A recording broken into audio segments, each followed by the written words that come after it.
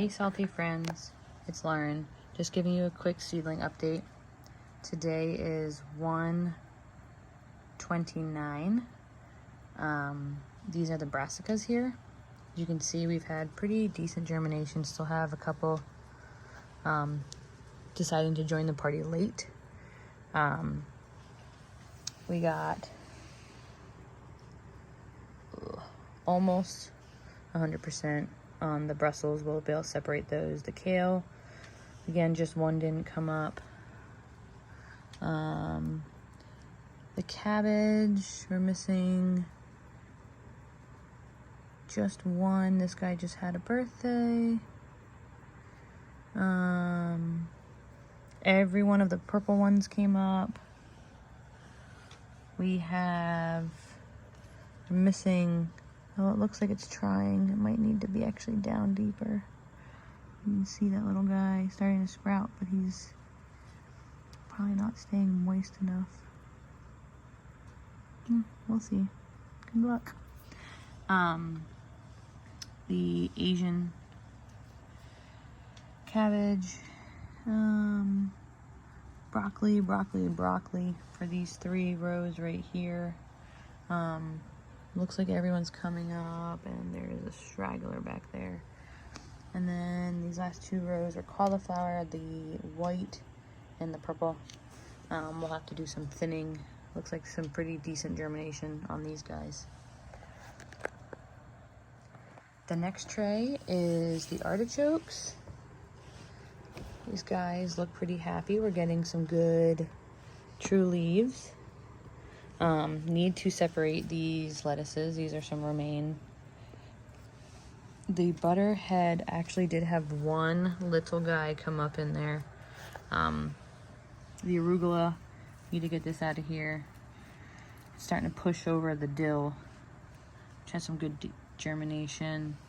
Parsley's up, and it's now leaning into the basil.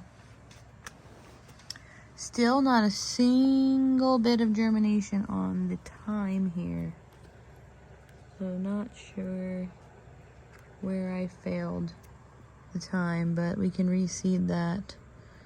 A few more came up on the red bunching onions, but not a lot. We can reseed those throughout the entire year, so I'm not too worried.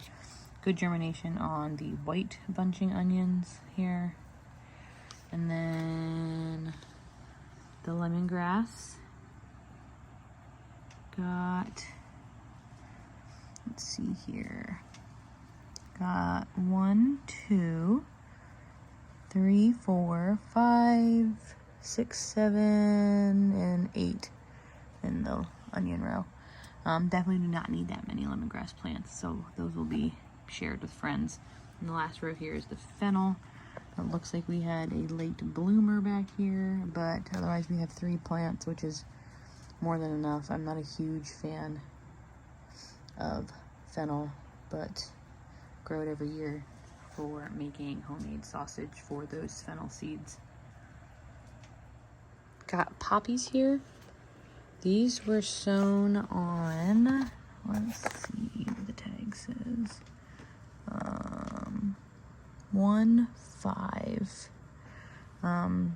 These are the giant poppies, and these are the hens and chicks, or chicks and hens poppies. I moved them into their own container because they were growing a lot faster than everything else on their tray.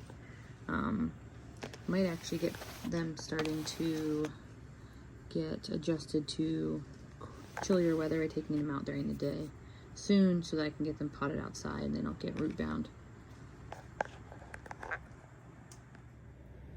The Berry Treasure strawberry seeds. These were sown on 1/8, which makes this week 21 days is today. And not a single sign of life from any of these seeds. So please let me know if you guys have had any luck germinating strawberries, because I I am failing. They were in the freezer for 3 weeks before I put them in here, and now it's been 3 weeks. I'm not seeing anything, so please let me know how to either save these or if these are goners here. All right, onion update. These are the yellow sweet onions on this side and the red onions on this side. Everybody is doing really happy.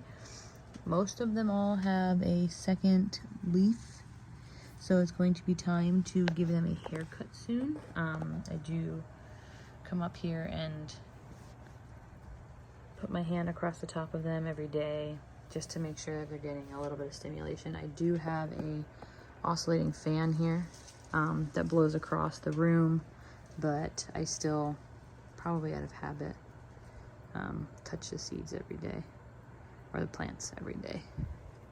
It's also just a little therapeutic. All right, let me get the shallots. All right, this tray is the shallots and the leeks. You can see, if you look closely, that the leeks are a little bit finer than the onions. Not by a lot, but you can kind of see how much thinner they are. We got really good germination on the leeks. Leeks you can actually start all year round. You can succession sow them. They are not day length dependent like shallots and bulbing onions are, where timing is key. We got pretty decent germination. We're just getting a little floppy with the shallots. The leeks, on the other hand, let's see the difference. Much stronger leaves. They stand straight up. All right, let me grab the next tray. This tray is, I had a patch of strawberries here, but I've moved them because they had not sprouted and were not liking the watering that the rest of these were requiring. This is all that sprouted from the really old poppy seed that we tried. So I did put some more seeds in there, and we'll see how that goes. If not, I'm not shedding any tears. Delphinium and the larkspur have had some germination, and some are still popping up here and there. I'm not too upset. I did go out with my baby, and we did, well, she enjoyed herself sowing, direct sowing some of the larkspur and the delphinium seeds out in the beds outside. If those start to come up, I will let you guys know. And the Rudbeckia, this is the Sahara, and this is the Indian Summer. They're all starting to size up and give me some true leaves. They're looking really nice. Excited. I'm not exactly sure what this little guy is, but we'll find out. All right, this tray is the Lisianthus down here on the long end. They are starting to size up. They're starting to get their second set of true leaves. This is the ageratum, and then the one eucalyptus on this side. This is the pink didge here. Pretty decent germination. And then one latecomer to the party, which I think, oh no, so that would make 19, because there's one here in the middle that did not come up, of the 20 that were started there. And then the eucalyptus also, again, having some late arrivals to the party scattered on the tray. But everyone's starting to size up. There are certain kinds of eucalyptus that, as I've grown them over the years, just like to almost immediately lay down, and it's obnoxious for growing in trays like this. But those are doing pretty decent. And then this side down here is all of the lavender foxglove. all but one on that one. Spottier on this side. And all but 3 here. Everyone's getting ready to get watered right now. And I actually probably need to start fertilizing these leaves. I feel like just look a little yellow. So I use an organic water soluble, it's like a fish emulsion, but I can show you guys. I just don't have any on hand at the moment. And then I have one last little tray that I can pull down. So this tray is the one that had the poppies right here. I moved them off.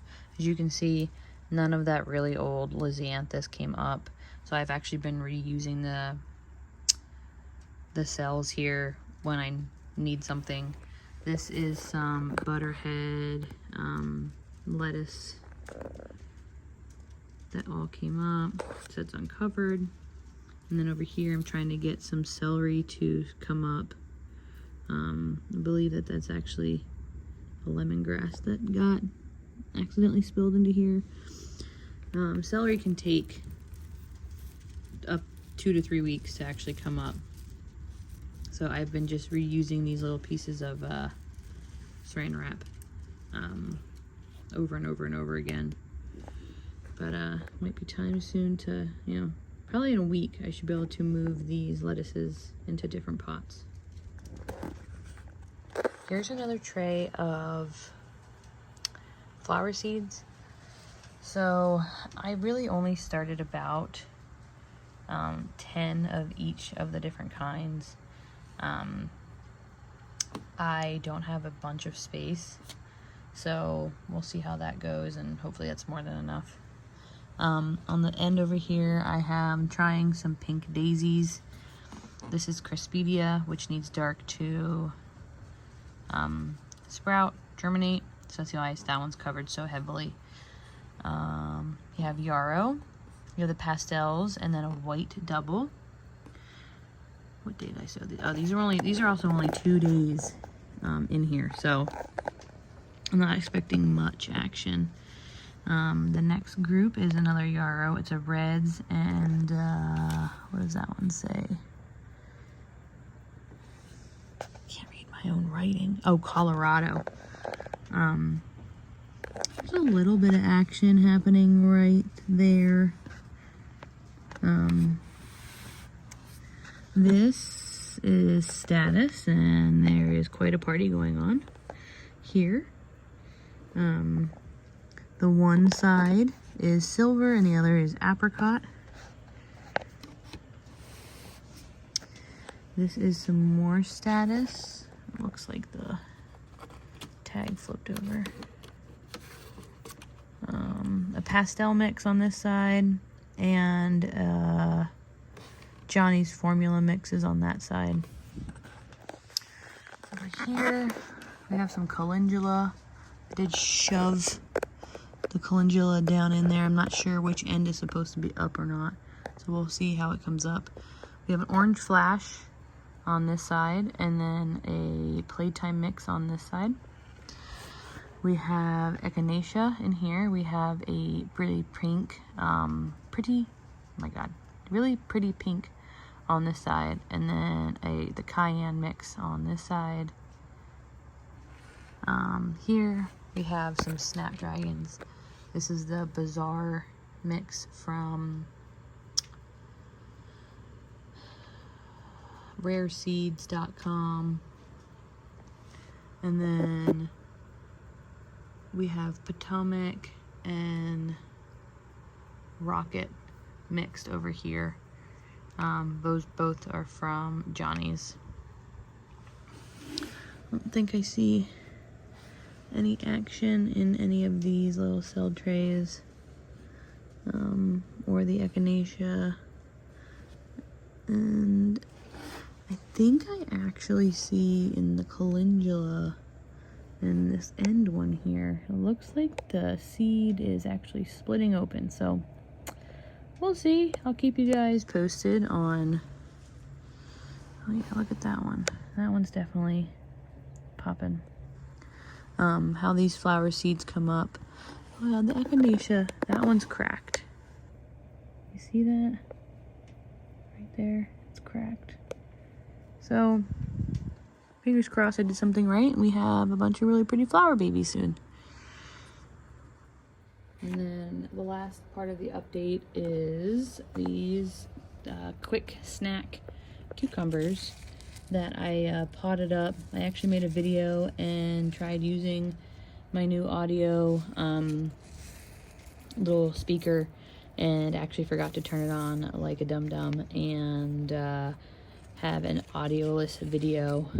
So that's why that's not been posted. But you can see we have some little baby cucumbers forming, and we have flowers that look like they're about to get ready to open. So hopefully in the next week or so we'll have some indoor cucumbers. But you can see they're pretty happy.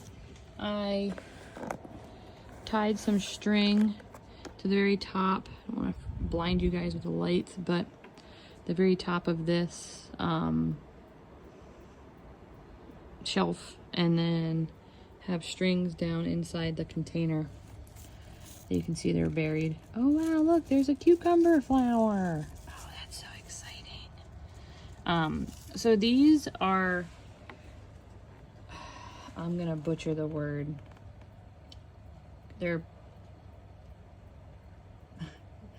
They do not need to be fertilized. There are no male or specific female parts. Everything is female. They do not need to be pollinized either. They will still form a cucumber. The difference when you have these, I think it's like carpinothic and panacarthic. They're all female flowers. And the difference is if you get like a bumblebee that would come along and pollinate one of these, that what would happen is that they actually form seeds versus being the seedless varieties. And that's how you know that the fruit's been pollinated, because it's been not pollinated, but it's still one of those ones that makes fruit regardless. It doesn't make seeds because it's sterile. Just like some of the breeds that are out there, like mules. They, can form a next generation, but that generation cannot reproduce. So we should most likely have a bunch of beautiful little seedless cucumbers soon. I'll keep you guys posted.